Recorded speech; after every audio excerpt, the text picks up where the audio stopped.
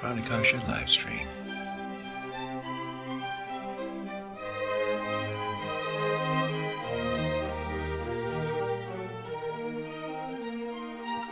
Hey folks, it's Matt at Pranakasha Productions, and today we are talking with Ray from Neutral Zone Studios.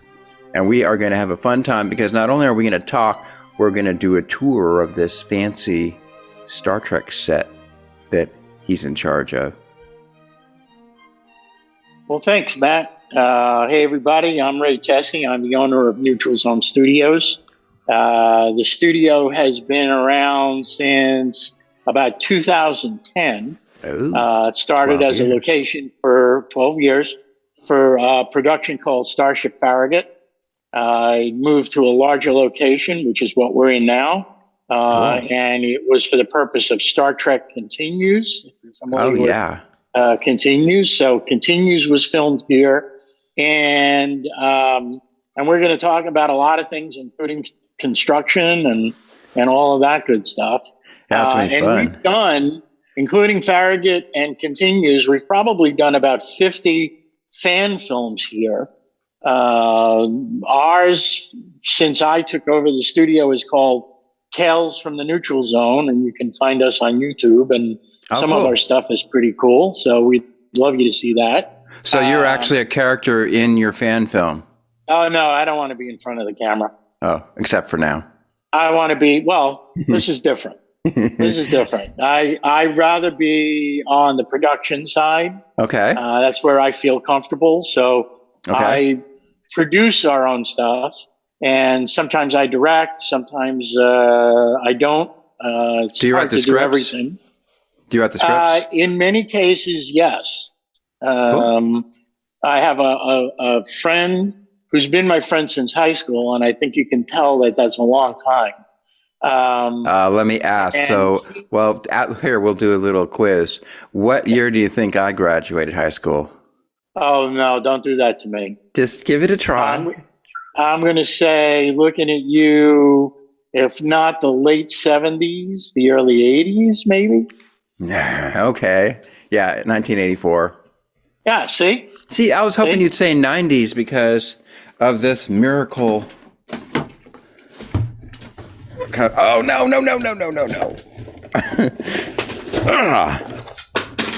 Trot who got right here. Control GX for man. I'm like a spring chicken. Well, I'm a whole lot older than you, Matt. So, yeah, I get it. If it weren't for that, I would be just as gray. Okay, now I almost completely self-destructed my table here. All right, it's like balancing on a cardboard box to make it 6 inches higher, and it didn't like me opening that drawer. Okay, hold on. So this is kind of like what it's like on set too. Like you have to duct tape and paper clip everything together. Not everything, but nothing works. When we do fan weekends here. I open it up for people to come and see the studio, and I tell them nothing works. I can't beam them home. I can't go to warp. I can't do any of that stuff. But you got the lights on the bridge flash, right? Oh yeah, you'll see it all. I lit it before I called you. Now here's a question for you. Okay. Now this would be not for a show, but for a amusement tourist type of thing. We've got flashy lights, but do we also have bridge sounds? Well, you won't hear them tonight. And the reason we do put them on when we do our fan weekends. Okay. But the reason you don't is because you can't have that during filming. Right. When you actually do a show, you add the soundtrack afterwards. Correct. So you don't have to mess up the dialogue. That's correct. Okay. I'm going to put this in a safer spot. How about here? I'm going to hand this to you, but it's got to be, this is my tech person, my daughter behind me. Now, we forgot to mention, we just assumed when we said sets that everybody knew that it was Star Trek set. And then we assumed that from a Star Trek set, we're talking TOS. So you're 100% right. Here's, just before we get started, a little bit of background. So building we're in, I think I might have said it, but the building we're in is almost 10,000 square feet. Wow. And the sets that are here were built based on the 1960s Paramount blueprints. So it's about as close as you're going to find to Paramount back then. It's a couple of different. Do you have all the differences. sets? I'm sorry? Do you have all the sets? We have almost all the sets. Okay. If you're a fan film, right, and you don't need to build a set, and I'll even tell you what set we don't have, but if you don't need a set, you don't build a set, because that becomes very valuable real estate, because at some point you are going to have to build something for whatever story you're doing. So, for example, we don't have Dr. McCoy's office, and we don't have the labs, but we do have Sickbay. Oh, okay. That's cool. Well, you could just fake his office by using like the captain's quarters and redoing it. Well, we could, but if we had a story that needed it, we'd probably do something to fill it. Mm-hmm. And it's taken a lot to get here. It's been really built over the years by lots of volunteers. Vic Mignogna, who played Kirk and continues and was the executive producer, he found this building. Long story short, came in, had a vision, and you're going to see what that vision turned into. Well, I've seen a lot of Star Trek Continues. I've also watched some of Farragut, and I may have even watched some of your stuff too. You might have. Because I'm friends with Vance. You probably know Vance Major, right? I know Vance very well. Yeah, I'm buddies with Vance too, so he kind of hooked me into the whole thing. Yeah. Because I have my own fan film as well. But mine's different. Yeah, mine's different though. What I do, I never have sets because the entire thing is green screens. And then what I do is I just take old clips, TOS clips, and then I green screen the actors into them. Okay. Yeah, and I've also branched out. I've also started doing that with other shows too. So like our episode 4 is actually going to have us going to the Matrix. Okay, it's really cool. Got to send me a link to your stuff. Yeah, I will. I'd love to see it. It's funny, people. It's one of those things. It's like kombucha. Either you love it or you hate it. So some people just go crazy over it and they love it. Other people just absolutely hate it. And they don't get it, and it just offends them, and it makes them angry. So, well, I think that's the case with just about everything today. So you're no different than anybody else, including me. Okay, including me. Yeah, for your guys, you got to like get. What my point is, you have to kind of get to the edge for it to even be interesting. Yeah. So if you're on the edge, some people it's going to tweak them the wrong way, and they're going to hate it. But then the other people are going to like it. I get it. Just something for your guys who are listening, and I don't know, Matt, if you've seen it, but the last episode that we put out is called Doomsday. Okay. It's a prequel to the Doomsday Machine. Oh, cool. And I think you guys would probably get any TOS fan. We've had a lot of good reaction to it. So, I'd like it. Yeah. I actually use a lot of clips from the Doomsday Machine in my very first episode. Yeah, okay. Of mine, okay. Yeah. All right. So we should probably put our forces together, so to speak. Yeah. Okay. That's cool. Actually, what? You know what I'll probably do? Because there's 2 ships, right? And I can take clips. Since I'm the captain, I'm like the interim captain on the Enterprise, because Captain Kirk had a mental breakdown and he's been locked in his quarters. So I'm Captain Hardinger, who has to come in and take over and kind of work his way through. And the whole crew hates him, and he just deals with the fact that he's got no friends and everybody's against him. His only friends are a lava lamp, a Horta, and his hologram, which is, instead of being an emergency medical hologram, it's an EEH, which is an emergency esthetician hologram that gives him like how to style his hair and Oh geez, okay. Okay. Anyway, so that's the kind of show it is. Still love to see it. Would love to see it. Yeah. Well, let's get you guys started. Yeah, let's see what you got here. So are we going to... So I'm going to show you. Now, I have so there's 99% positive, 1% negative. Uh-oh. Here's the 1% negative. Oh, no. So we are, and I'll show you in a second, but we are in the process of doing cleanup and renovation in the studio. And the one set that's given us grief is engineering. Oh, I was going to ask about engineering. Well, I'm going to show you what I can show you in engineering. Right? Okay. I'm going to show you what I can show you, but I can't get across the floor because the floor has been painted to turn all of the lights on. So I'm going to show you what I can show you. Okay, that's a problem because in the 23rd century, they don't even use paint. No, they don't. As a matter of fact, they don't even need glasses. So, you know, all that. Unfortunately, almost everybody on my show has glasses. Yeah. Well, you guys must be allergic to red lights. Yeah, that's it. That's exactly it. You guys are allergic. That's all. Yeah, we're but all that's the only set guys. that's the only set that I really can't light. Let me just take a look at something. Well, Sam, can I at least see the core? Okay, let me ask you a question right now. This has always confused me. Yeah. So, in TOS, we're in the engine room, and we're seeing this big glowing reactor. Now, is that the warp core that we're seeing? That's the warp core. Okay, so here's the thing that confuses me, is that when I looked in the blueprints, you know, those Star Trek blueprints? Yeah. The engine room was like in the saucer section. It might be.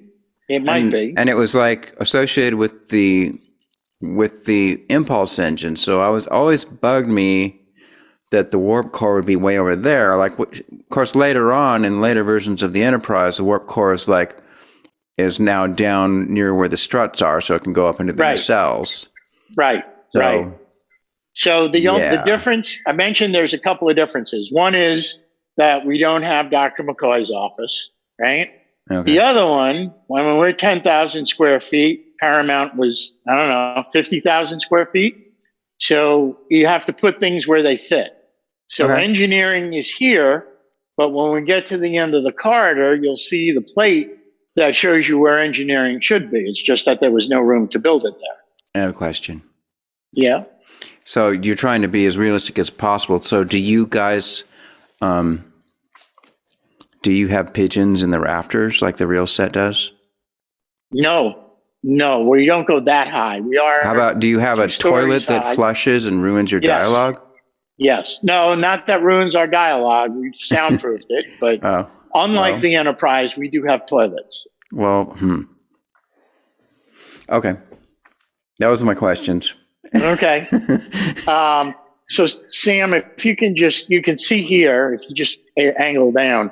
So all the paint's out. We've been searching for the right paint. We finally found it, but this is kind of where we are. I do want to do one thing before we keep moving. So Sam, hang on 1 second. All right, Sam, hold it steady. Hold it steady. Yeah. Now you must have a wireless mic or something because I still hear you loud and clear. Oh, yeah. I shouldn't have said that. Now it messed it all up. Now I can't hear anything. It's all garbled. I jinxed you. Well, can you hear me now? I sure can. Okay. It's a miracle. All right. So we're going to start here. It is I don't know how it's going to come across, but this is engineering. And oh, I see a dilithium crystal chamber right there. Right there. Now, does that right there? Can you open it up and have a dilithium crystal in it? Here, yes. Yeah, that thingy. We actually have the dilithium chamber. This all belongs in the center of the floor, but here's the dilithium chamber. Ooh. If you can see that. I can see that. And Scotty's station is lit. So this is where Scotty would be, or I can his see location. that. I can see the panel. Sam, maybe you can come in a little bit. We can show them some of this. I see the warp core, as we discussed. Come back. That's as far as you can go. Yeah, don't step on the paint. So is yours? Oh, wow. Yours is like 2 stories, so it has the stairs and everything. Yep. Sam, can you point up? I'm hoping you guys can see it, but that's the ceiling. That looks just like TOS. Okay, so the shape of this ceiling completely destroys my argument of what I was talking about 5 minutes ago. Because since that's rounded, that indicates we're in the secondary hall, does it not? should. So maybe we're third season or fourth season or fifth season. Okay, so maybe somebody just messed up when they created those. Let's just say they messed up on the blueprints, or actually, more likely, it was just a bit of subterfuge where the whole thing was top secret, so they intentionally put it in wrong, since it was for public dissemination. I mean, we never put in a bowling alley either, so, you know. True. Well, we never saw a bowling alley, so. But it's in the blueprint. Yeah, the bowling alley might be another bit of subterfuge. There must have been something really super secret going on, and they just disguised it as a bowling alley. Right. Possibly. Okay. So this is what we can show you right now, just because this is what's lit, but warp core will glow red. We have some side lights. Well, can you do that? The room would be lit. I can't get across the floor. I don't know if you can see it, but everything is in the lower right-hand corner, which means I have to walk across the floor, and I see. I'm not going to do that. This wall on the right, we never really saw, but I think that was just because the camera just never panned over there. Well, there was no wall in the original series. There was no wall when it was being used for Star Trek Continues either. So it's just a way to give access to the cameras and stuff? Right, exactly. Okay. The wall went up because when Star Trek Continues finished, they didn't need the other half of the building. There's actually about another 9,000 square feet on the other side of engineering. Okay. And so they gave it back to the building owner because they didn't need it. And now there's a company on the other side that makes egg rolls. Egg rolls. Egg rolls. Now, the egg roll company is moving out in several months. We're going to take over that half of the building, and that wall is going to go away. So will that half of the building be your TNG set? No. No. I have no desire on TNG. Okay, then maybe you could build a Klingon D7 set. We already have a Romulan bridge set. Oh, nice. We already have an interior shuttlecraft set. Oh, cool. Tie in with the idea of building a partial shuttlecraft exterior. Okay. Putting in a green screen section to the studio. Okay.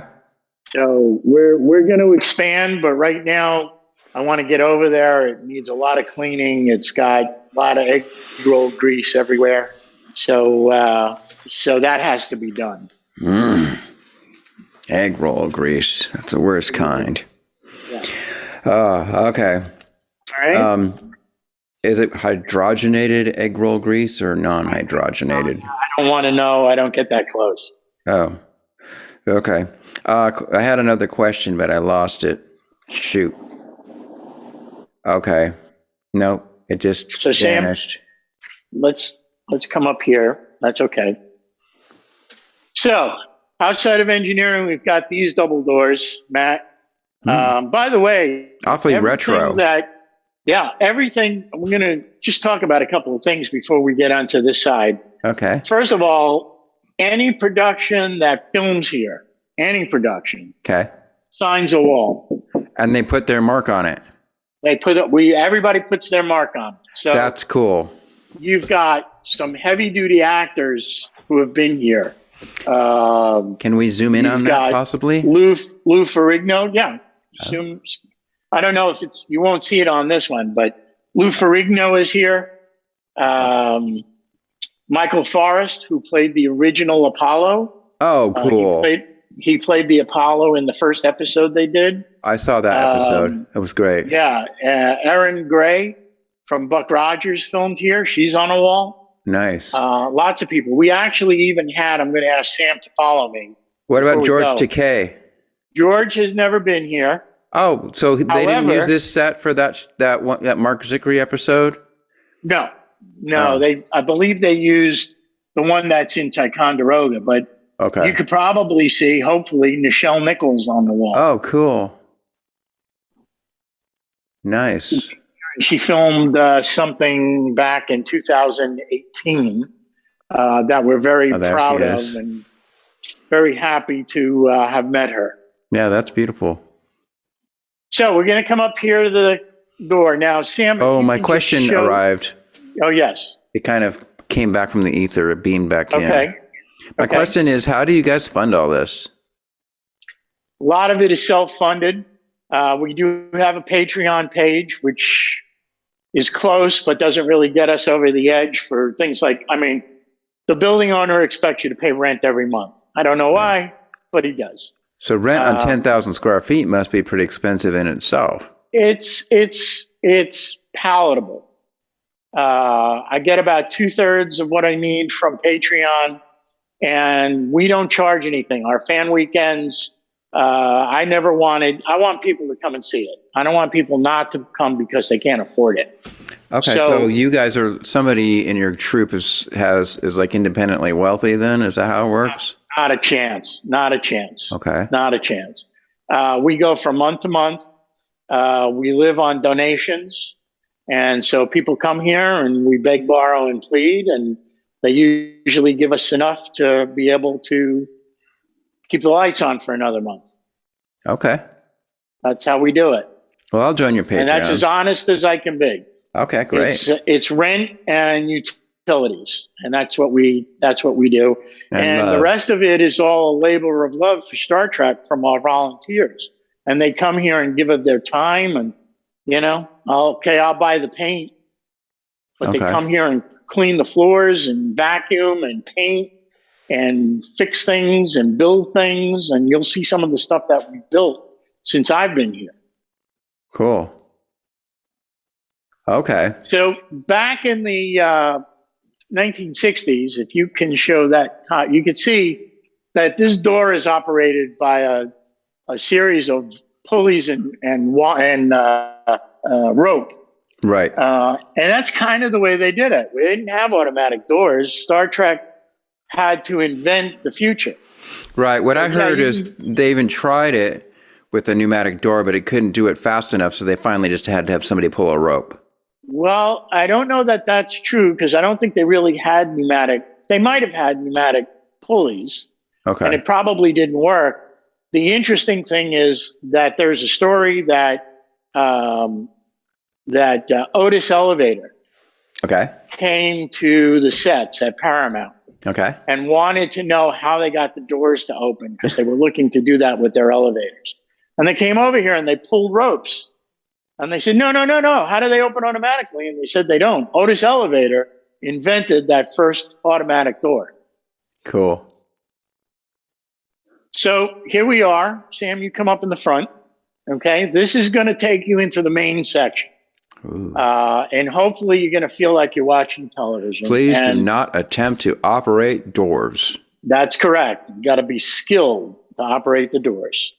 Matt, when the doors open, if I'm lucky, and I've done Zoom calls, so I don't know if it works the same, not in person, but you might find yourself the age you were when you fell in love with Star Trek, even just for a second. Okay. Who you were with, what you were watching. That would be third grade. Okay. So you might find yourself a third grader. Okay. So, the way they did it in Star Trek Continues was, in order to open the doors, they had somebody behind the set waiting for a cue.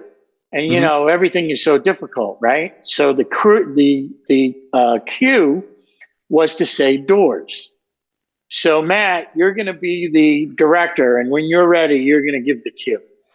All right, folks.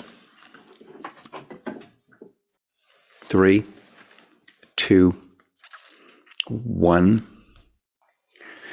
Doors. Oh. I heard that. I see a corridor. Yes, you do.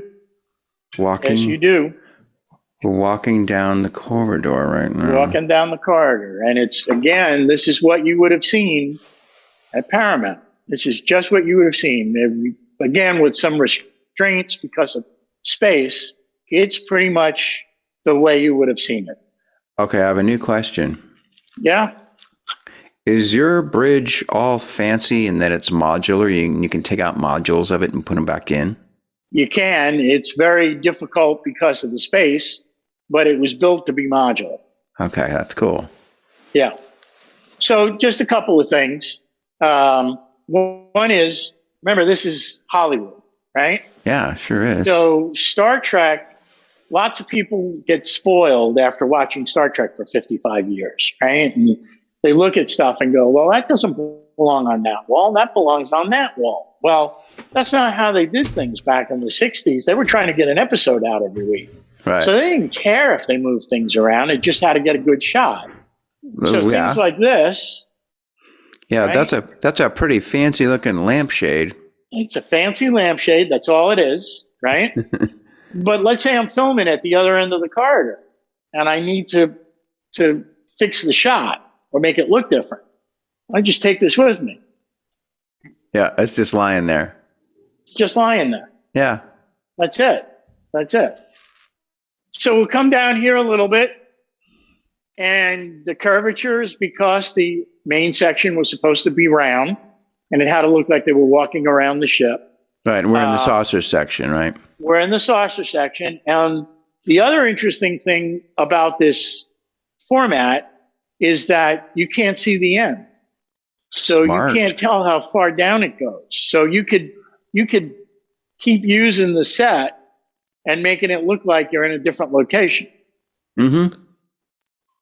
So we've got all that going on. The other thing, which is different than most television, even movie productions, but mostly for television, is that, and even today, if you're filming on a set, you're filming and you're in the living room, Mm-hmm. and you have to leave the living room and go into the kitchen. Most sets have two completely different sets, and you've got to walk down to another location on the stage and enter that set. They'll make it look like you're walking in, but it's separate. Okay. Star Trek built everything so that you could walk right from the corridor into any set. The camera can follow you. It saves a lot of issues with building multiple sets in multiple locations. Cool. So we're going to come here, and I told you, we don't have Dr. McCoy's office, but this is where it would be. These would be the labs. Okay, now are these nameplates? Are they just like what do you call it? Oh shoot! They're just those old plastic nameplates. Yeah, but they're on. Oh shoot! Okay, I'm losing it, man. I can tell I'm in my mid-50s because I cannot come up with the word.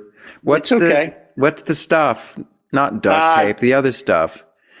The little hooky things in the felt. No. These are actually made just like this. But what's it called? This is engraved, and there's just like self-stick on the other side. Okay, it's stuck on there. So you can easily change nameplates, right? As needed. You can easily change nameplates, and you'll see that we have elsewhere. Oh my God, I can't believe I cannot remember this stuff. Doesn't matter. You know what I'm talking about. Hey, I'm older than you. I forgot a lot more than the stuff. You know the stuff. The astronauts. Velcro you're talking about? Velcro. Oh, Velcro. No, this is nowhere near Velcro. Okay. Nowhere near Velcro. So what Velcro wasn't invented yet when TOS came out? It probably was because, they held their phasers off of their pants. Yep, exactly. So they probably had Velcro, but they didn't need them on the walls. They just kind of glued them on. Okay. Or you could duct tape, but duct tape wasn't invented yet either, was it? It may have been, but you'd have to double side it. This is a whole lot easier. Okay. All right. So we're going to keep on going. We're going to come in here. We're going to go left, and you're going to find yourself in Sickbay. Oh, wait a minute. I don't remember Sickbay's floors being green. Sickbay's floors were green. But they weren't that green. Well, they might have been a different shade of green, but they were green. Well, we need to color correct it. You can only do what you can find. You can only do what you can find. Walls were blue, rug was green. Actually, the rugs in the turbo lifts were green. Even you guys have all those colored lights that they used? In what? Well, you know how the walls are pretty much grayish, Yeah. And then they would shine all kinds of different colored lights on them. I'll show all the you a time. couple of those in a second. Okay. But this is engineering. No, it's Best not. view. This is Sorry, this is Sickbay. Yeah. Best view of Sickbay is from right here. Sam, look that way. From right in this corner. Oh yeah, And that's Sickbay, all right. You would have seen. Yeah, that's what you would have seen in the original series. Right. And then you just got to be careful that the top of the shot doesn't go above the walls. So Sam, let's move the shot down a tad. Okay, there we go. That's exactly right. Sam, you're going to have to hold the camera at that angle because they can see that it's a studio. We can't see the top of the walls. That just ruins the whole deal. Right, exactly. I'm with you. Couple things, and just to talk about a few of them. So the monitors at the top, ours are static. That's just so that we can see them and know what they're supposed to be. You mean the little arrows won't move? Nope, not. Oh, darn it. That's okay. But when you're filming that, it's all CGI. Well, right? I thought don't they have like 6 people behind there and each one pulls a string that moves an arrow? 50 years ago they did. 50 years ago we can redo that. I could design a mechanism with strings, and we need either 6 people or 6 squirrels, well-trained squirrels. Well, I'd be better off with 6 squirrels. But today it's CGI, but you're absolutely right. That's what they did behind the scenes. Okay. And this material, this red and gold material. Oh yeah, that stuff looks great. Is no longer available.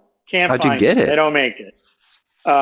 Vic found a manufacturer, and using swatches that were really screenshots from the original series, he got them to recreate this. Wow. And it doesn't exist in too many places. So here's a trivia question. Okay. What color are TOS crew members' pants? They're black, duh. You think so, huh? Yeah, they sure better be, because those are the color pants I use in my show. I don't know if you can see this, and if you can't, my apologies, but take a look at that. You got to come over here, Sam, because you're in the light. See the sparkles? Can you see that? Yeah, I can't see any sparkles. No? Okay, light's not good enough. But these pants are black with silver sparkles. Oh, really? Because our theory is that in the 50 years ago, they imagined that the future would be sparkly. Huh.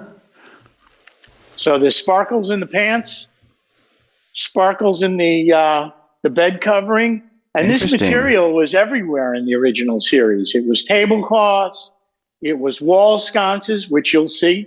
We have a couple that we made into wall sconces. Okay.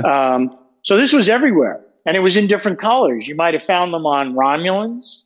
Right. You might have found some on Klingons. Okay. So it was everywhere. It was everywhere. But it's just no longer manufactured. Right. I mean, Star Trek had, the original series had a certain look. And no matter where you were, on what planet, it still had that TOS look to it. It sure did. So you were just talking about lights. Yeah. As best as I can show you where we're standing, Sam, if you look up there, you can see there's a red light up there. Right. And it's projecting onto this wall. I'm starting to see some kind of pink. Like a lot of times you'd have pink and green kind of mixing together. And exactly. Yeah. And actually, Sam, if you put the light up here, you can see there's a yellow light shining down where I'm standing. Right. And we have blue, and we have green, and we have purple, and we change them to get a different look depending on what we're filming. Right. And in the original series, especially now when you get the DVDs and it's all cleaned up and stuff, it looks really beautiful, actually, the way they do it. Yeah. And we're old school. We're using these park cams, they're called, with the old-fashioned lights. A lot of Right. people are using LEDs, and Right. it just doesn't look the same. Right. You can say whatever you want, but it doesn't look the same. Yeah, I'm totally with you. Like, when they started coming out, now you can't avoid it. But for a while, they came out with those squiggly fluorescent lights. That you can, I hate those things because the light that comes out of it is not the same as an incandescent light. The spectrum in it is not the same. Yep. And I can totally tell. And that's why we're using the old-fashioned studio lights. Yeah, because now you get a full spectrum. Right. Yeah. And they're all white lights. And then we just put the called gels, and we just put a colored gel in front of it. Yep. And we just change them as needed. You don't have to change the bulb. You just change the gel. Change the gel, yep. Yep. Does it also have louvers on it? Yeah, they're called, you see, now you've got me. Yeah, barn doors. Barn doors, okay. Barn doors. They Yeah, can go this I way, something. or they can go this way. Barn Right. doors. Yeah, Exactly. cool. Okay? So we're going to keep going. Behind the A-frame, you asked me, behind the A-frame are the bathrooms. Okay. So Now, are these the pretend bathrooms or the bathrooms these are on the real show? bathrooms. Real bathrooms. So we're going to come here, and Sam, if you would just kind of show here, here's where we're going next. Now, I'm going to ask you a controversial question. Okay. In the 23rd century, do they still have men's bathrooms and women's bathrooms, or do everybody use the same bathroom? That's a good question. I'm going to say, based on what's going on today, that they're using the same bathrooms. Okay. All right, let's go with that. I mean, we use the same bathrooms in our house, so why can't we do it anywhere else? Yeah, that's true. Why not? Yeah. We just have a lot more of them on the ship. Yeah. Okay. All right. So we're going to come in. But of course, only the guys are allowed to use the urinals, right? Well, the other ones have to use bidets, if that's the right term. Oh, the bidet? Bidet. Oh, bidet. Oh. Oh, bidet. Oh. They probably have a urinal and a bidet in the same bathroom. Okay. I've seen bathrooms like that. That's my opinion. Okay. Okay. I'll say just completely outlaw urinals and everybody just uses the same. Yeah, it's very possible. Okay. Well, That's right. We can make may have that to up write an if we episode want. about that. That addresses that very issue. well do that. Okay. So here we are. We lost 20% of our viewers just now. Oh, really? Yeah, people just shut us off. Okay. But I'm going to, those of you that are left, we salute you. Yes, we do. So here's the transporter. Cool. Sam, if you want to come here and just take a shot this way. Yeah, it's beautiful. And I should hope that you can actually ascend the transporter pad so we can see those cool little patterns on the wall back there. Yeah. We'll even talk about a couple of things while we're here. Okay. It reminds me kind of like a big movie tape, the way it has those railroad track things in between. Yep. You know, you can't find those things anymore. Nobody knows what they were in the original series. They might have been very well what you just said. Nobody knows. Vic designed that based on what he saw and had those printed. So it's as close as it's going to look, but you're right. Yeah. The other thing is if you look in the back, those are green lights. Yep. This is actually silver. You can see it here. Sam, if you want to just come here for a second. So Matt, what I'm seeing as purple is really silver? Well, what you're seeing with this background that's green is actually silver. There's just with green lights behind on it. Oh, cool. Right. So here's the trivia question for you. What is it? It's still made today. A lot of things aren't made today. Some things are still made today. So what is that? What is that patterny stuff? Yes. Any idea? It might be saran wrap. It's not. And if I do this, I don't know that you can hear it, but I'll try. It's just a very thin plastic. Oh, I've seen that stuff. Yeah, it's You used to use it. Sometimes they use it like on bathroom shower doors and stuff. No, not this. Oh, well, then This let's is see. what they used, but that's not it. Huh? What is it? It's drum wrap. It's the wrapping that goes around bass drums Oh, and cool. drum sets that you would have seen on the Beatles and the Rolling Stones. It's drum wrap. Comes in different colors. Oh, the Comes stuff in that's on different the outside of it? Yeah, Oh, cool. yeah, it's drum wrap. You know, it's really funny. This set, I intimately know this transport, this exact set, because in my show, or one of my videos, I took some clips from one of Vic's documentaries where he was walking around this set, and I did some stills from it and used that to create my backdrop for certain green screen shots. So it was this exact set. Oh, yeah, I'm sure it was. Yeah. I'm sure it was. Yep. Yeah, and I remember having to take little pieces of it and stuff and stitching it all together in Photoshop. So I feel like intimately involved with that back part that I was that looks sort of like a giant movie film. Well, Yeah. here's the other thing that people don't know. Sam, if you can step up with me. Yeah, those little things on the floor, I remember those. I spent like half a day trying to get that right. Yeah, that's Photoshop. actually, it's called a Fresnel lens Mm-hmm. or a Fresnel lens. Yeah. And that was a giant studio light. But one of the things is this, Sam, if you could just walk through here and come back. If you ever wondered what the actors saw when they were filming, this is what they would have seen. Uh-huh. Yeah. Wow, it looks so far away. Okay. Of course, that's the fisheye effect this is like phone that you're doing it on? I'm doing it on my, So we got a fisheye effect that's happening too. Maybe. Yeah. Because the lens is Maybe so it's small. just the way it looks. Yeah. So we'll keep on going. It's interesting how it's all purple. Yeah, so we figured out that this was like third season. Okay. First season, it was gray. Oh. First season, it was gray. Second season, it was gray. And what they did, they put those slashes of light on the wall. Mm-hmm. And by the third season, when they cut the budget and they didn't have time to do that in every episode, they decided to just make the walls purple and just put white lights on them. Okay. Something to look at when you go back and watch the original series.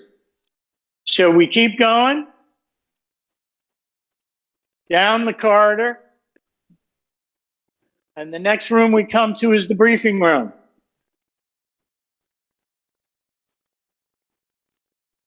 Oh, yeah.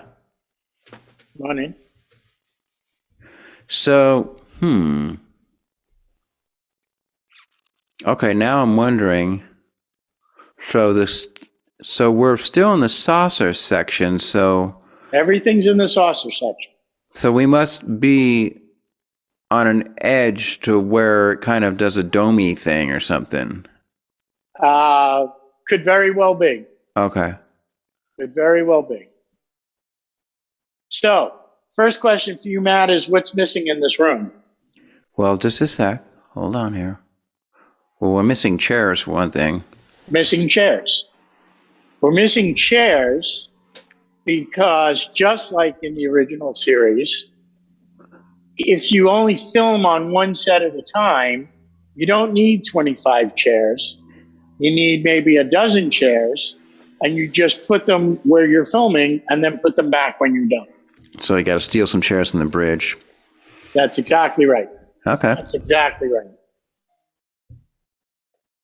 Now, here's Okay, the question. There's a computer console in there, right? Well, yeah, but this is just a fake console. We're having one made with the lights and all that. But this, you can film it from the other angle, but it looks like this if you're sitting here in the front. Yeah, I was going to ask you to actually turn it on and have it talk to us. Can't do that. I can talk to you, but it can't. Okay.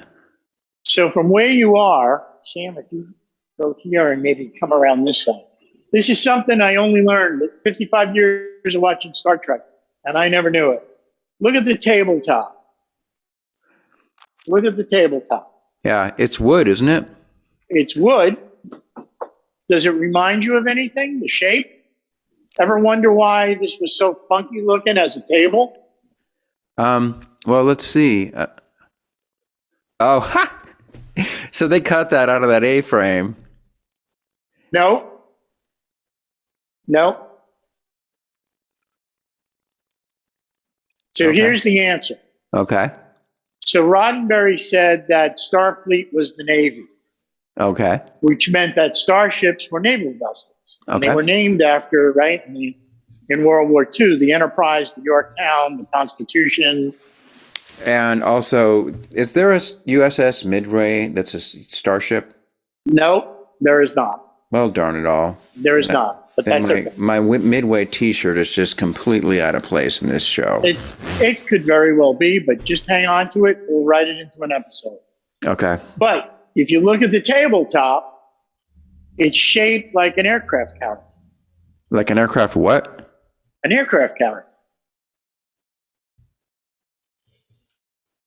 I still didn't hear you. Aircraft what? Aircraft carrier.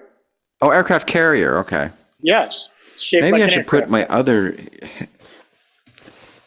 I'll put my other earbud in too so I can hear in stereo. Okay. Well, I'm gonna have to take you to task on that one.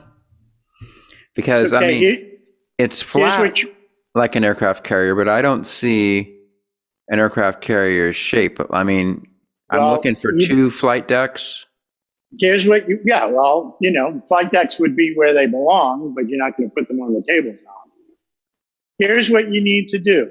Go back to the blueprints. Find the blueprints, which I did. Find the blueprints for the briefing room. Okay. And you're going to see the shape. And it's the shape that they originally designed.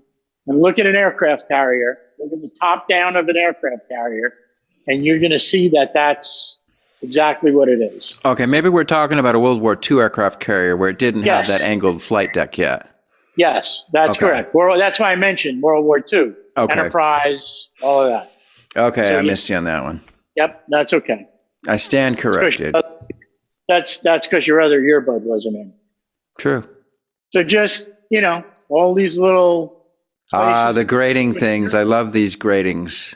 Yep. They always got some really dramatic shots with these. Yep. You know what it is? They still make this too. Well, it's a kind of a honeycomb something or another. Yeah, it's a form of rebar. Oh, really? They put it in rebar, metal, and they put it in large cement pours so that when the cement cures, it doesn't break. Oh, and they still manufacture this today. Well, actually, it looks awfully cool. I mean, it looks real, it looks solid, it looks like something that you would find on a Navy metal. ship. Yeah, it's solid steel. Weighs a ton. Yeah, it works. Maybe it's because I grew up seeing that, but it just, when I look at it, it's like it's got a gravitas to it. Yes, I agree with you 100%. I agree with you 100%. And that's actually what's in front of the warp core. It's gray. It's painted gray. But this is what sits in front of the warp core. Okay. So we keep on going down the corridor. Okay. Next room we come to is, now, this should be auxiliary control, if you can see that. So auxiliary control, is that, I mean, I know what that is. I can't remember which episode, but they also, in Balance of Terror, they had like the phaser room. Is this what they used for the phaser room? No, it's not. They used engineering for the phaser room in that. All the only time you really got a good look at auxiliary control was in the Doomsday Machine. When Kirk was trying to run the Constellation. Okay, we have a problem. We just ran into a major problem. What's that? As far as I know, auxiliary control is supposed to be in the secondary hall. It might very well be. Because otherwise, why? When you've got a fan film, you put things where you can fit them. So, and odds are, if you went back to the blueprints, auxiliary control would be shown right here. We're in the main section, but we're not on the bridge. Okay, now we're gonna go. We have to figure this out. Otherwise, we won't be able to sleep tonight. Oh, I'll just fine. Even though it was never shown in the original series, the primary hull was supposed to be detachable from the rest of from the secondary hull. That's correct. So That's correct. once you detach the saucer section, how are you going to fly what's left? You'd probably have auxiliary control too. So you have two auxiliary controls.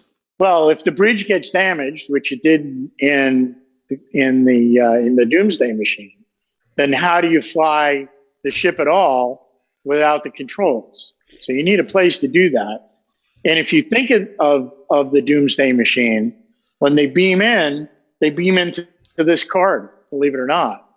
Okay. And they're talking, and then they find Matt Decker humped over the desk in auxiliary control. Right.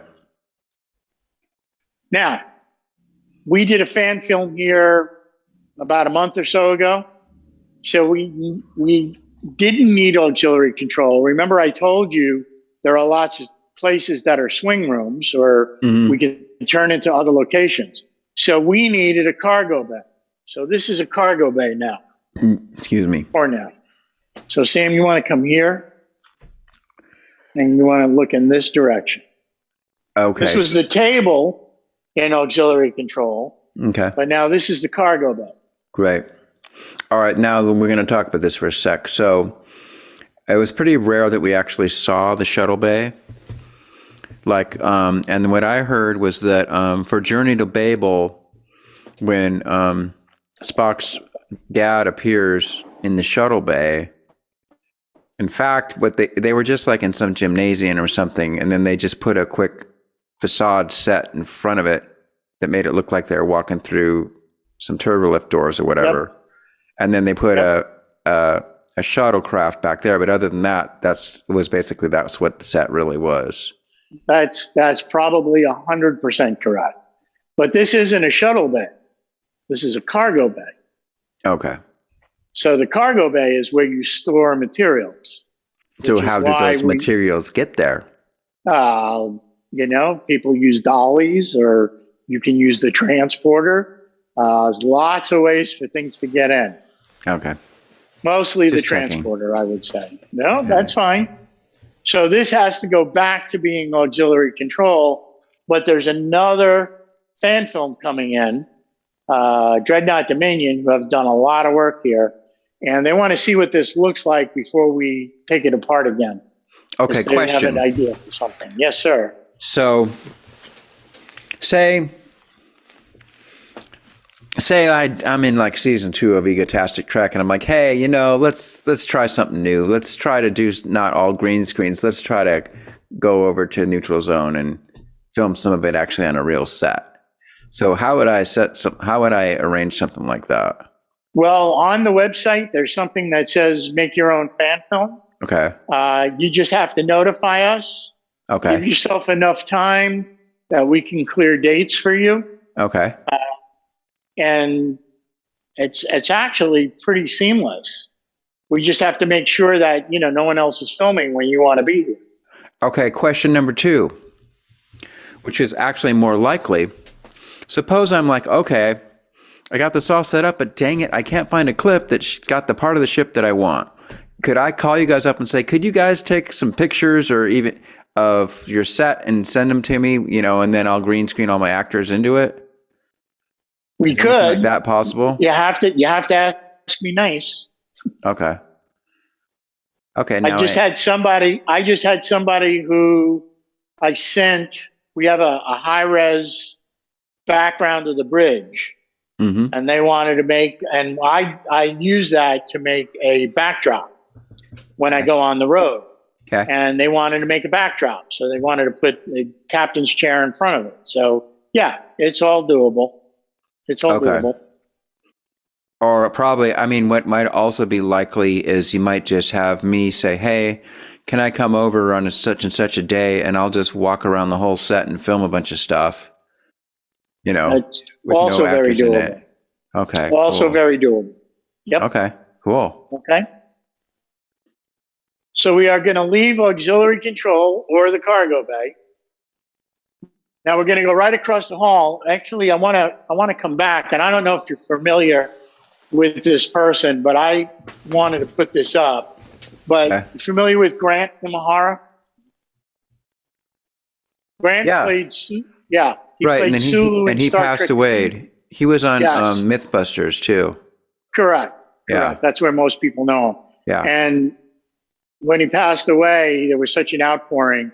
This would have been Sulu's quarters. Mm-hmm. So I decided that it would be nice to dedicate it to Grant. So they actually had a Sulu's quarters? Oh, yeah. Yeah. Yeah, it would actually have been security. Okay, I was going to say, they probably just used that in one episode. Yeah, more than likely. Well, I'm going to explain that in a second, too. But remember, we talked about changing these templates. Right. So we are not the Enterprise. We are the Constitution. Okay. And the first captain of the Constitution was Robert April. So this would be April's room. And if you come in, this is cool. captain's quarters, guest quarters, whatever it is you want to make it. Okay, that's Captain Kirk's quarters. I know this so well because I use all kinds of shots from this for my show. Yes. In fact, I know where the plant is. I know where everything in this room is. Yep. So I'm this is Captain Kirk's quarters. However, if you do a 180-degree change, it's Spock's quarters. Okay. And then move some and furniture around. You've got a door on this side. That's the entrance to Spock's office, if you will, or his quarters. So you can actually access this from a couple of places. Right. And I use this angle too. Yeah. And you can see, we talked about the wall sconces with the material. There's one here. Right. There's one here. I noticed on your desk, and we took it down for a production. You'll notice that we have a ship in a bottle here. Oh, right? Cool. But we did have the Orville here. Oh, great. But somebody took it down because it didn't fit their motif. How dare they? How dare they? Now, here's something that lots of people don't know. But when you were filming in the 60s, you'd have Kirk sitting at his desk. Right. And the buzzer would ring and the door would open and there'd be this great shot of Spock or McCoy or both of them. Well, in those days, cameras and lights were huge. Okay. So if you had to put a camera here, you can't get that shot. Or if you put a camera there, you can't get that shot. Okay. So what did they do? What they did was what they did for Star Trek Continues and was build a port. Uh-huh. You can poke it right through the wall. Poke it or put it behind the wall to get your camera shot. And then when you're done, you put it right back. That's it. Okay, so we were talking about that, where how the bridge was modular for that exact same reason. Yep. Exactly. Exactly. Yeah, I know this. Like that tree over there. I intimately know that tree, right there. Yep. The one back here. Yeah. Yep. Mm-hmm. Yep. By the way, here's Kirk's safe, right? Now, even though the buttons don't press and the lights don't go on, the safe works. The safe actually works. And the way the safe works is, Sam, if you would put the camera there, somebody crawls into this walkway and pulls the door open and closed. Now, it's all make-believe. He has a replicator in his room too, right? He doesn't have, you mean like a food processor? Processor? Nope. Oh, I thought he did. Not in his room. Okay. In the mirror universe, he had that thing that killed everybody. Right. But no, he didn't have a replicator. They all ended up going to the kitchen or whatever they want to call it. So what would you call that? That would be like it'd be the troublesome employee zapper. Yeah, exactly. Troublesome crewman eliminator. Yes, exactly. Got a lot of use, by the way. It sure did. Okay. And we'll keep on going. And you can see we're at the end of the corridor. Okay. And there's a turbo lift. Doors we got to do the turbo lift. You can come here a little closer. And we definitely cannot skip the Jeffries tube. We're not going to skip the Jeffries tube at all. Okay. But yeah, so this is a turbo lift. Okay. Now, when you go in, does in? the turbo lift actually work and take you to a different part of the set? No, it kills you. Oh, darn. It kills you. What happened? Can you like grab the handles and move them? No. Oh. You can make believe. But you see what happens. Oh, oops. Whoa, they're delicate. You Careful asked earlier about cape and all of that. That's pretty close. Okay. That's pretty close. This would be, so it's open, but the doors would close, but this would be the entrance to the shuttle bay. Oh, cool. That's where the entrance to the shuttle bay was. And actually, if you come down this far, Oh, I see a Jeffries tube. Yep. Remember this? Hangar deck pressurizer. Oh, yeah. This is where it would have been. Yeah, they did that on Journey to Babel, right? Yep, exactly. Okay.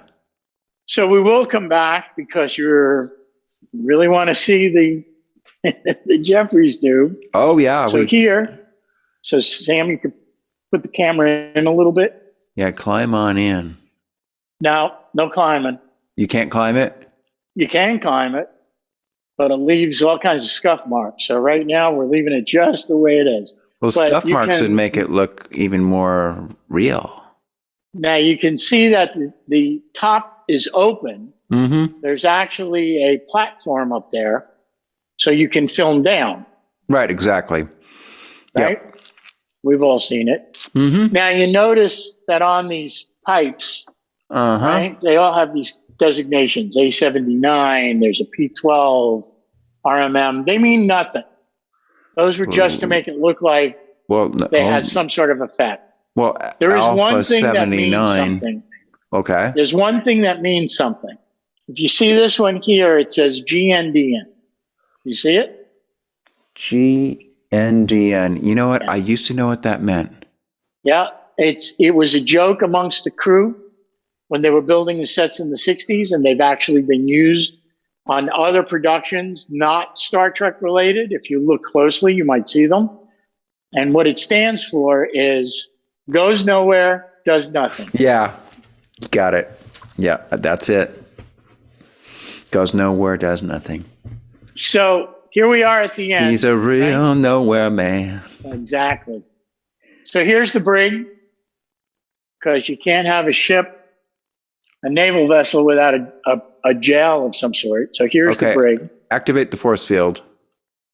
It's on. Oh, okay. So touch it and let's see. That's not going to happen. I can make the sound. Okay, let's hear it. No, it doesn't sound like that. That's as far as it gets with me. Okay.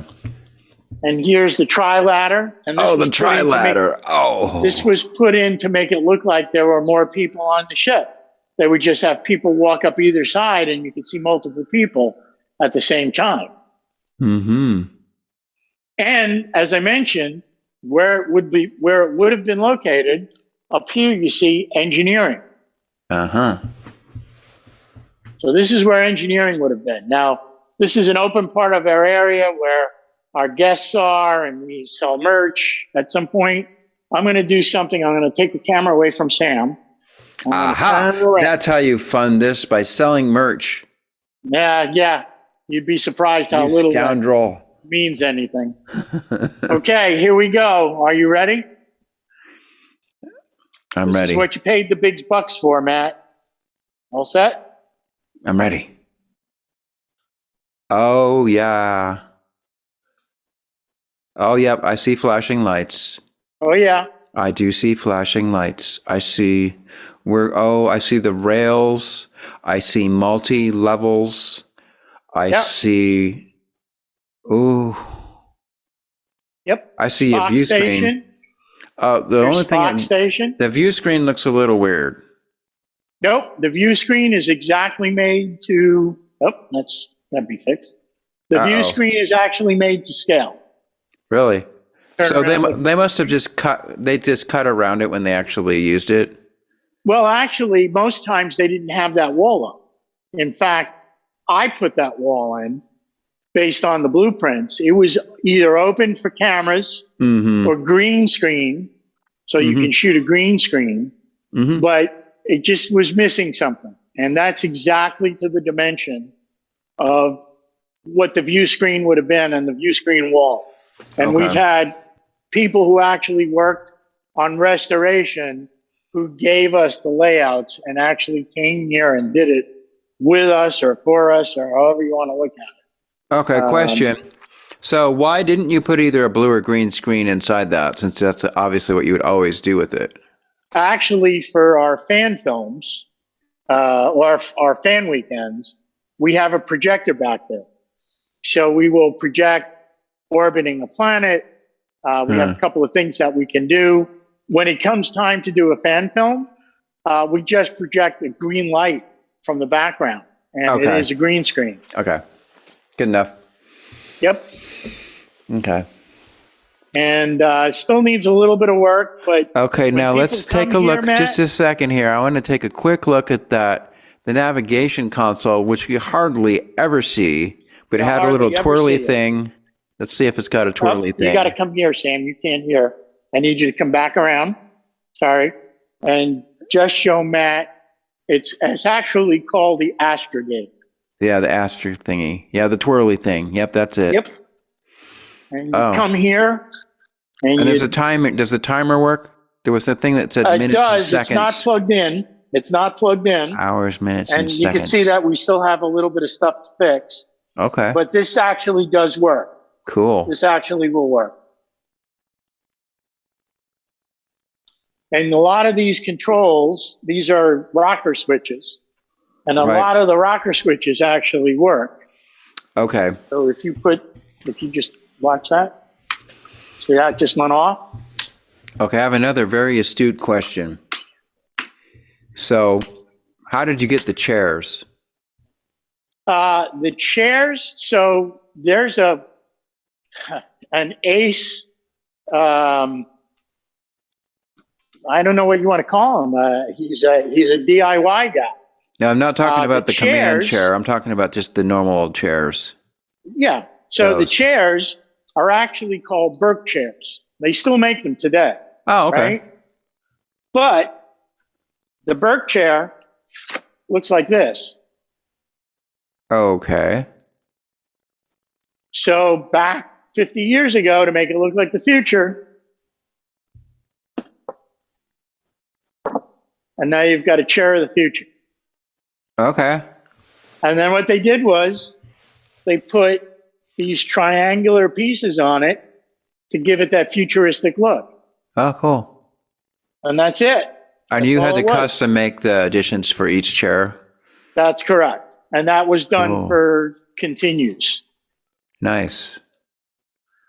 Yeah. Gentlemen who worked on this, the two people who probably know the best, maybe three people who know the best.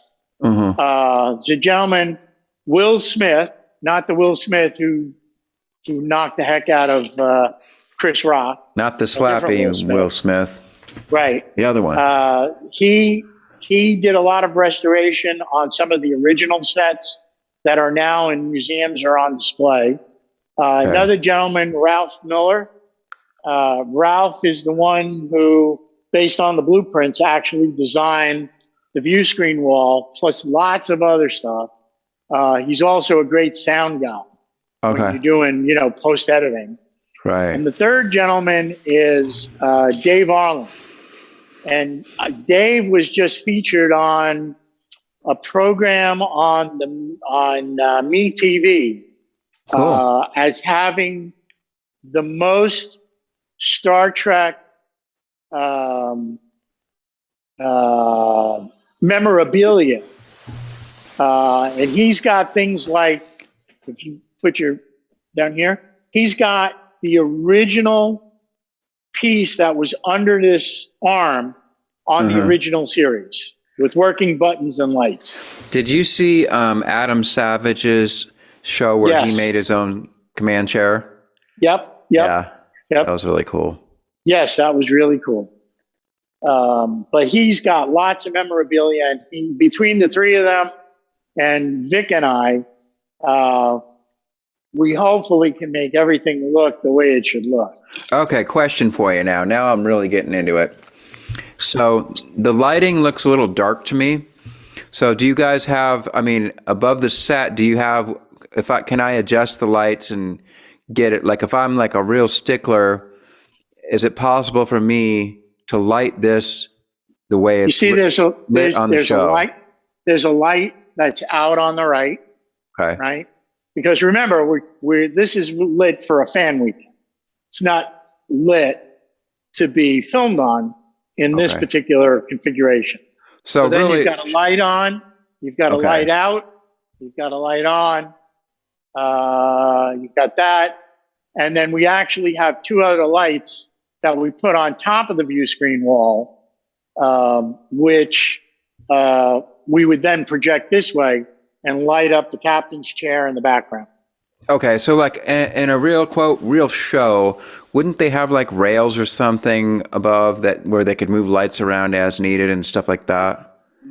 Yes, but remember they had a lot bigger facility and a lot more money. So what did they do here? That's a great question, Matt. That's a great question. So if you notice, I'm going to try to take you in a place where you can see it, but maybe this will do. So, no, this isn't going to do it. Follow me. Okay. I'll show you something.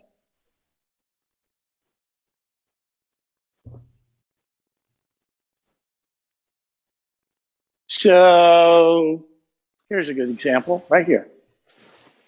So, in between each of these flats, these walls are called flats. Okay. There's a 2x4. Okay. Right? 2x4s are usually 2x4 by 8, right? 8 feet. Right. 2x4 by 8. Approximately. When they started doing this, because these walls are 8 feet high, they came up with the idea to make it 2x4 by 12 feet. Ah, yes. You can put a light on it. You put a light on. Okay, smart. And you just move the lights around where you need them. Ah, cool. Okay. You're getting the real tour. Yeah. Now, these other things like this, these are called plantons. And what that means is you make something, you plant it on the wall, and you make it look like the future. Right. But if you look at this one for a second, you know, if you're looking at this and it's in the background and maybe even a little out of focus, you shouldn't be looking at this. You should be looking at the actor and, you know, listening to the story, right? Right. But when you look at this, that's a baby paint tray. Right. That's an electrical outlet. Yeah. This is a wheel that fell off a chair. Right? Yeah. This is all nonsense. This is a piece of wood. Right. Nothing more than a piece of wood. But if you see him go right there, take another couple of steps, stop there. If I'm here and I'm talking and I'm the actor, hopefully you're not seeing what that thing is really made of. Right. It's just some kind of cool looking thing. Yep. Yeah. Exactly. So like what I could do, like for example, my question about the lighting, like that was when I start really criticizing getting into the weeds and I watch a fan film that's on a real set, I'll like, you know, they got the lighting close, but it isn't really the same as the real original series. And so, but like if I tried my method where I just went down and filmed everything with no actors in it and then green screened it all, that would give me the ability to tweak the lighting with software as needed. Yeah. You know, that I couldn't obviously do if there were actors in the shot because then it would affect them too. So that's the beauty of green screens if you're good at it. Oh no, I get it. One of the things I mentioned early before we started, take a look at Doomsday. Okay. Because it was my original vision. Friend of mine wrote it, but it was my original vision.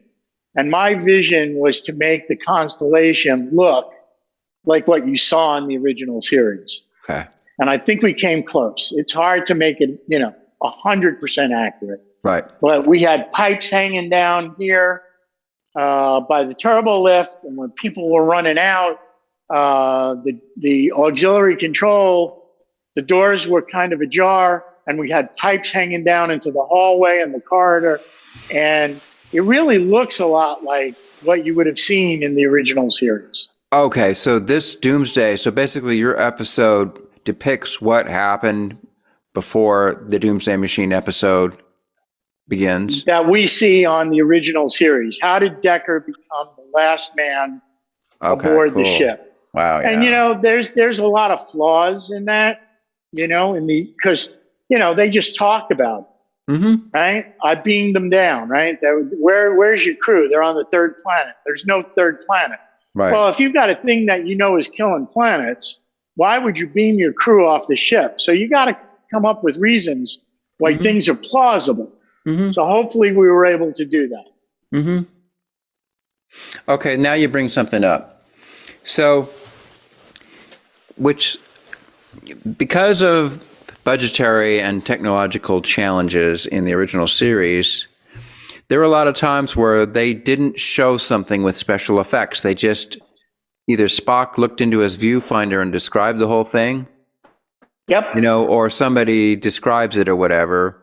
And it was a great way to get around not having to spend a bunch of money on special effects. But you know what?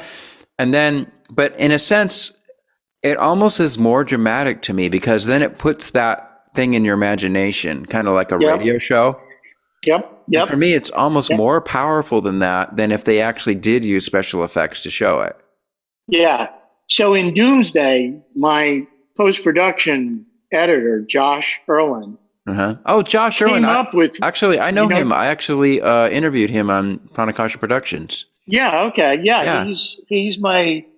He's become pretty much my DP and or director. Great. But he put in those effects in what the science officer, and if you remember the Doomsday Machine, the science officer was Masada.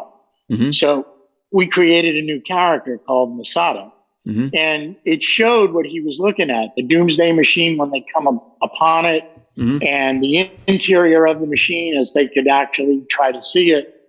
So we tried to do that. But to your point, in the original series, things were done to save money.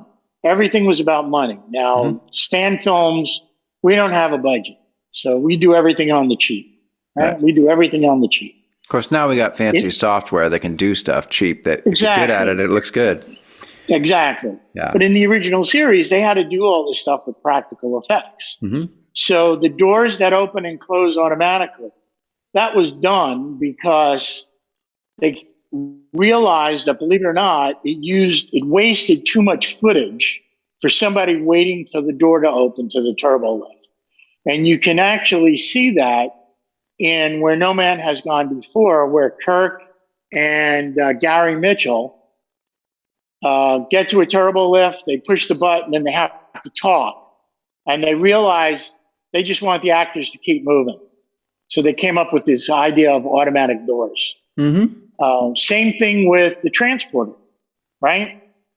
If you had to land the ship every week on their budget, think about the dollars just to land it. Right. And then what does that planet look like? And what do the people look like? And what ships are they flying? And what weapons are they using? All of that. So rather than do that, they came up with this idea of the transporter. Right. So you can kind of keep moving, and you can go from set to a completely different set off ship. Yeah, and all you got to do is this. A lot of this stuff was done for no other reason than saving money. Yep, I know that. Though, on the Orville, they don't use transporters. No. They actually do use shuttlecraft. Yep. And they haven't really explained that yet. No. So no. In my fan series, what I did was in episode 3, I explained it in mine. And what it is in my series, there is a planet called Orvilla, and the people that live on Orvilla are the Orvillians, and they're starting to get to know Starfleet, but they're not sure if they want to be friends with them yet. But the Orvillians do have transporters. However, they only use them for transporting livestock and cargo because they feel it's unsafe for humans, because they feel that if you transported a human, it would destroy their eternal soul.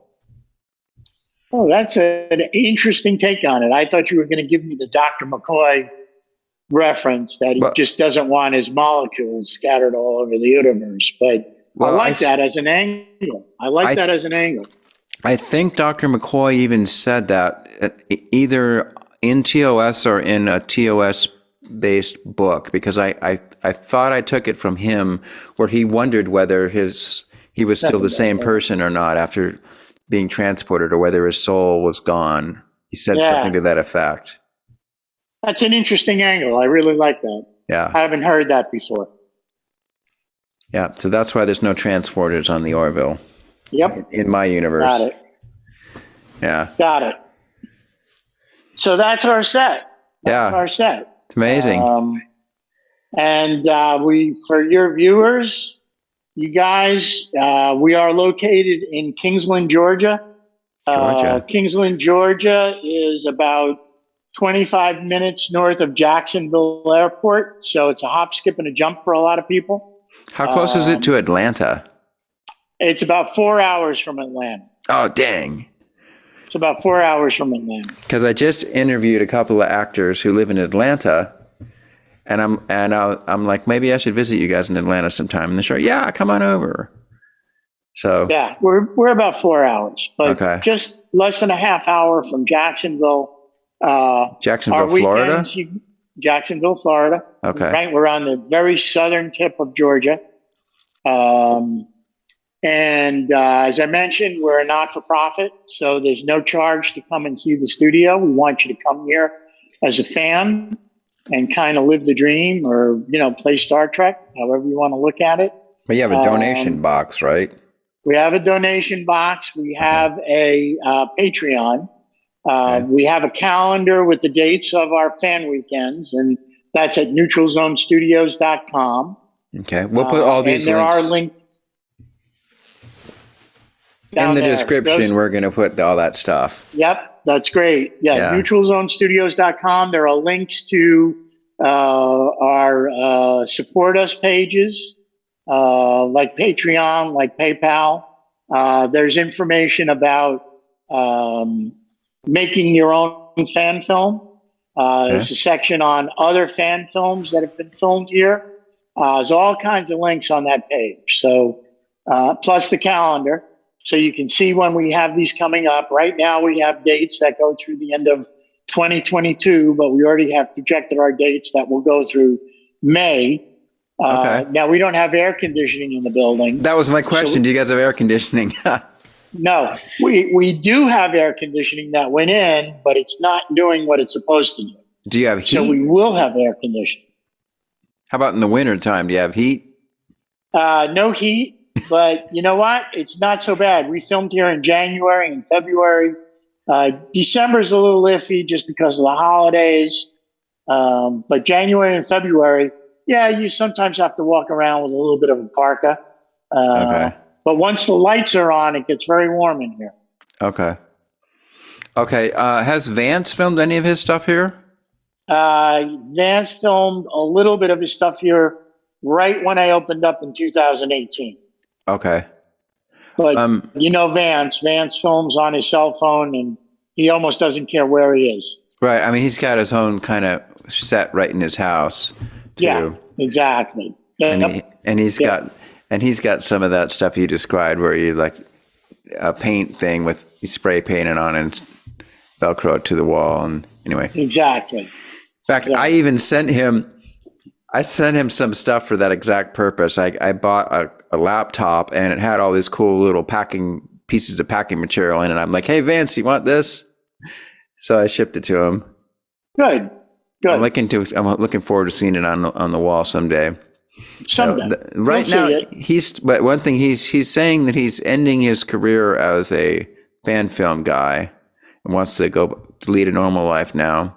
But I think he said that several times, so I'm not sure if I totally believe him or not. I am not going to comment on that. He did agree to be a guest star in one of my shows, though. Good. So he's still going to do cameos with his character, Menard. Okay. Menard. Yeah. He's got a cameo in something that just came out on Avalon Universe, Josh Irwin's films. And he made a cameo in that. So, yeah, he's all over the place. Has Alec Peters done any stuff in here on your guys' set? Nope. Pardon me. Just Alec and I don't want Alec to get involved. Yeah. Okay. Yeah. Yeah, I know he's a controversial character. He's a controversial character. I'll tell you why, because people sometimes wonder why I say that. Okay. So the first film I actually made was in 2015, going into 2016, called Starship Republic. It was a vignette. Okay.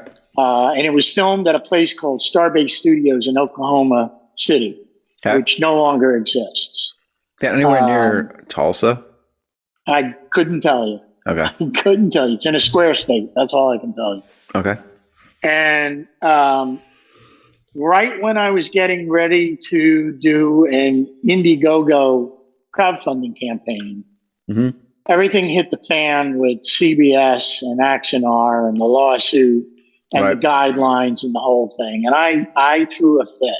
I threw a fit because I had an hour episode that I wanted to film, and I couldn't do it any longer. No, it had to be 15 minutes, yeah.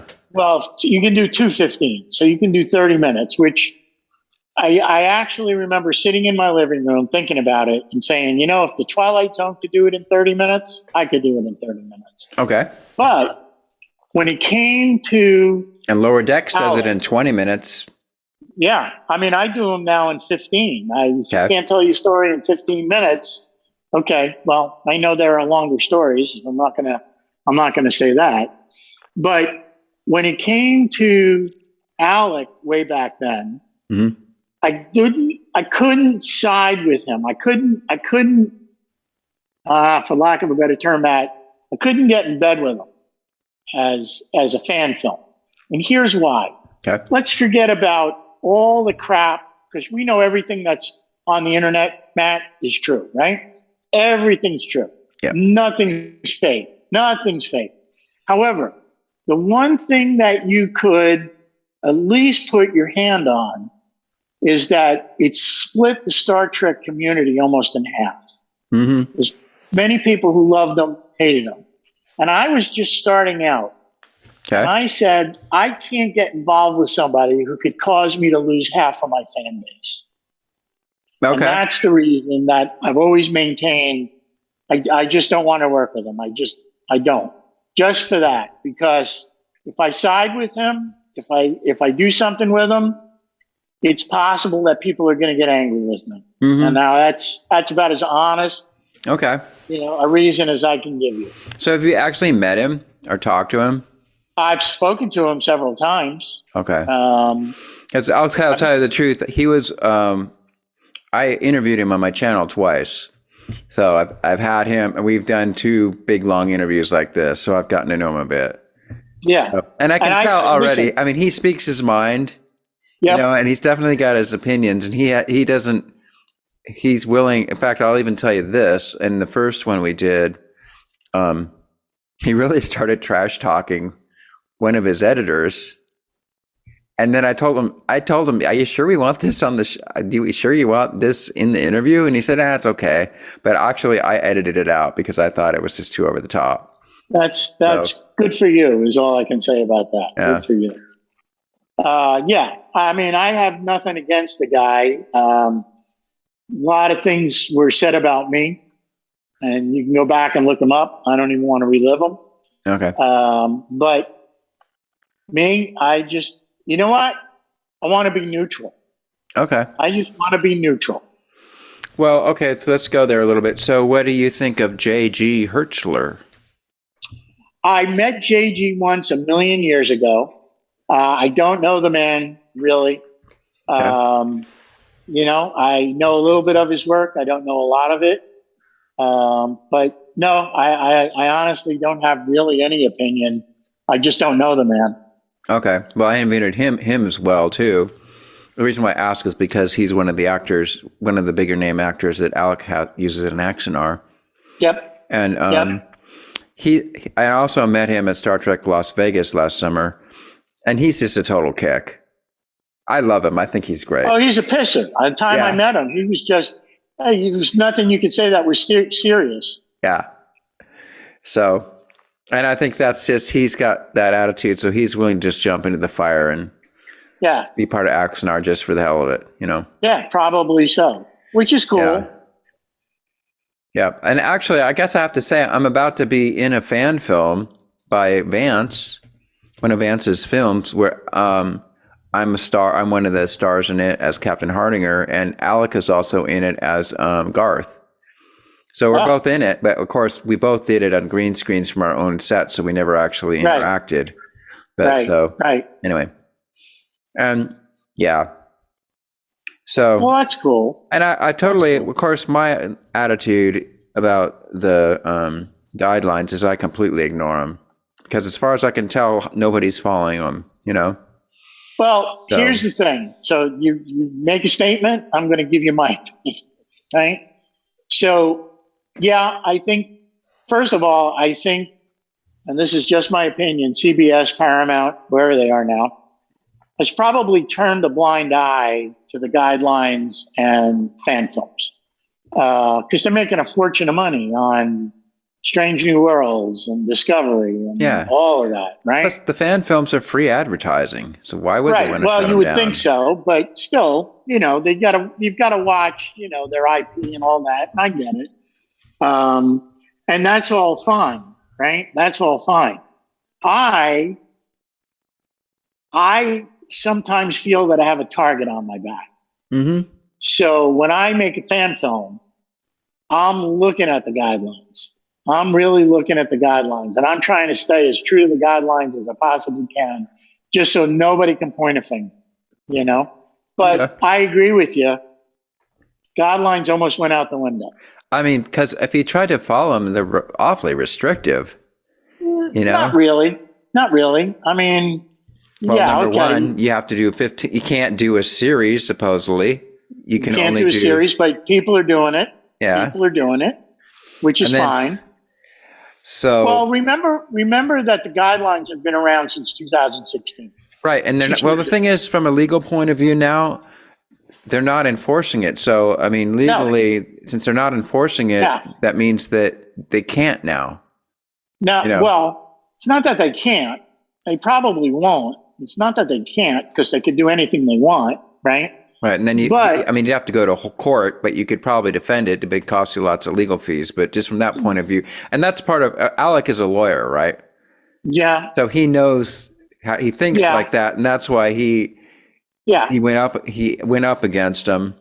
Yeah, whereas somebody else would have just capitulated and just tried to slink away with their tail between their legs. Remember that those guidelines were written to prevent. Pardon me, I'll probably get in trouble for saying this.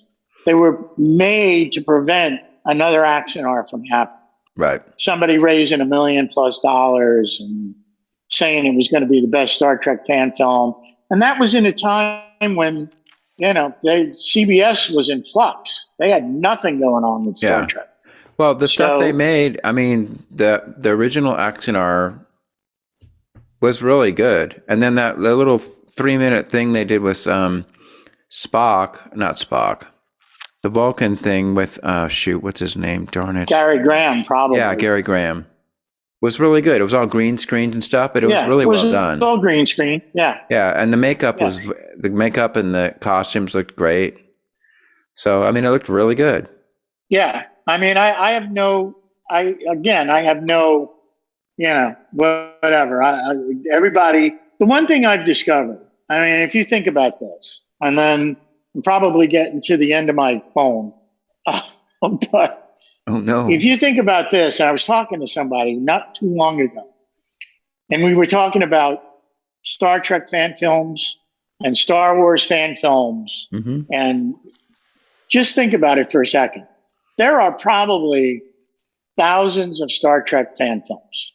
I went back and I tried to come up with a number because somebody was actually keeping track of it. So there's like more than 1,000, maybe even 2,000. I don't know if there's more than 2, but I believe it.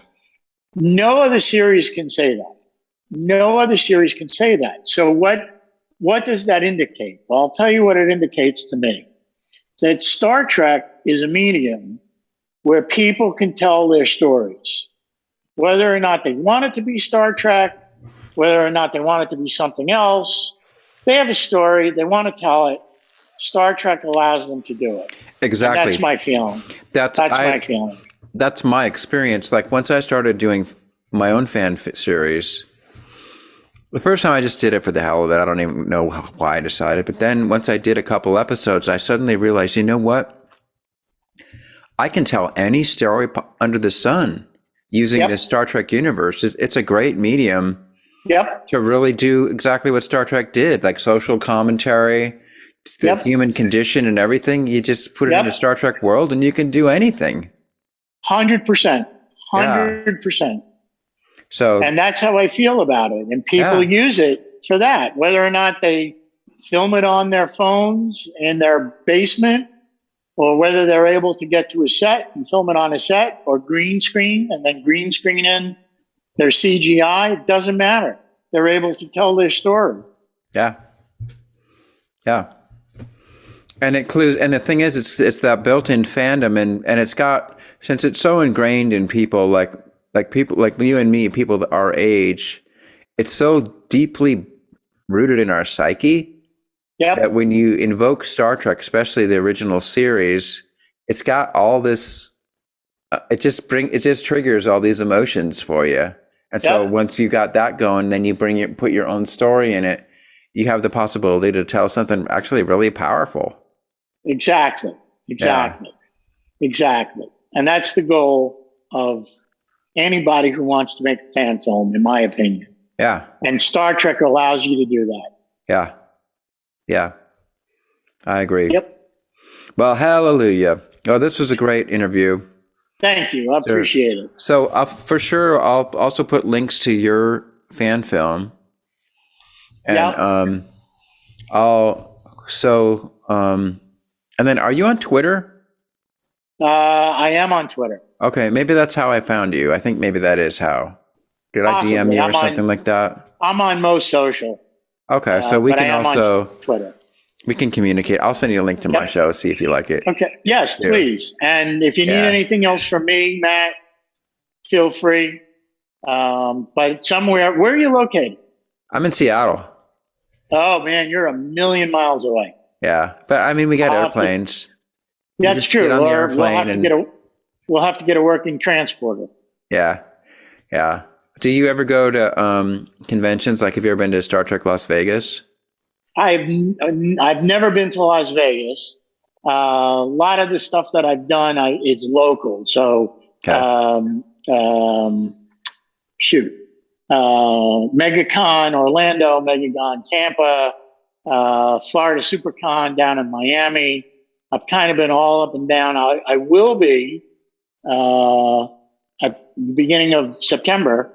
I'll be at DragonCon in Atlanta. Oh, you know what? Maybe I should try to go to that. It's big. Okay. I've never been, but they signed me on as a professional guest, which means I've got everybody fooled. Yeah. Well, I have a buddy who lives in Key West, Florida, and I've always been wanting to go visit him, so I could swing by your guys' set on the way down there. Absolutely. You got to let me know. I'm actually live in Boca Raton, which is a few hours north of the Keys. What did you say? Boca what? Boca Raton. Okay, Boca means mouth, but what does Raton mean? Rat. A rat's mouth? Yes. and the reason they got that name was pirates used to go into the inlet in that area at high tide, and when low tide came, the English couldn't get in. So the English named it Mouth of the Rat. Okay. But for some reason they named it in Spanish. Maybe it was Spanish. You're Okay, right. maybe it was the Spanish. Probably the Spaniards and not the English. Yeah. Listen, I'm old, man. I forget stuff. That's okay. I mean, we've got a whole Star Trek series where the captain's French, but he has an English accent and never speaks a word of French on the whole show. Exactly. Exactly. But he does have a vineyard. What do you call it? A vineyard in France. Yeah. Exactly. Very good. Okay, sir. Well, this has been really fun. Thank you. So we'll have to live long and prosper each other. We'll see how I can do this. There you go. Now, do we finally get to see the legendary Sam? Oh, let's see if I can find you Sam. Okay. Sam's arm was hurting, so I gave her a break. Oh, Sam is in Samantha. Samantha, yes. Okay. Sam, are you out here? Sam. Where are you? No, they want to see you. Where are you? I want to make sure that Sam actually exists. They want to see you for a second. Yeah, it's like the Snuffleupagus. I need to know if she really exists. Just say hi. They want to make sure that there's really a person. Hi. Hi, Sam. Hi, Sam. He says hi, Sam. We appreciate your camera work. Oh, hey, Sam can do a Live Long and Prosper. Yeah. Go ahead, do it again. Live long and prosper. There we go. Yep. Absolutely. All right, and then Ray. Live long and prosper, sir. Right? Absolutely. There we go. Thank you for the wonderful tour. Thank you. We'll look forward to being in touch. Hopefully we'll run into each other at a convention sometime, or maybe I'll actually show up and get to actually physically tour the set. That'd be so cool. And I would love you to be here. And if you want to do another one of these at some point, we'll do it. I've done a couple of Zooms, and one of the ones I did was I had cosplayers fill the studio in costume. So cool. It looked like you were walking on a ship. So maybe we can do something like that. Yeah, you know what we should do? When you have some people in uniform, or if there's somebody that comes and that shoots a fan film and they're into it, maybe we could do a sort of behind the scenes Zoom thing of their fan film. Love to do it. Okay. Love to do it. I've done it before. I'll do it again. Okay, let's do that. We'll keep that idea afloat. Okay. All right, sir. Thanks, Until next time. Nice long and meeting prosper. you. Live long and prosper. Onward and upward.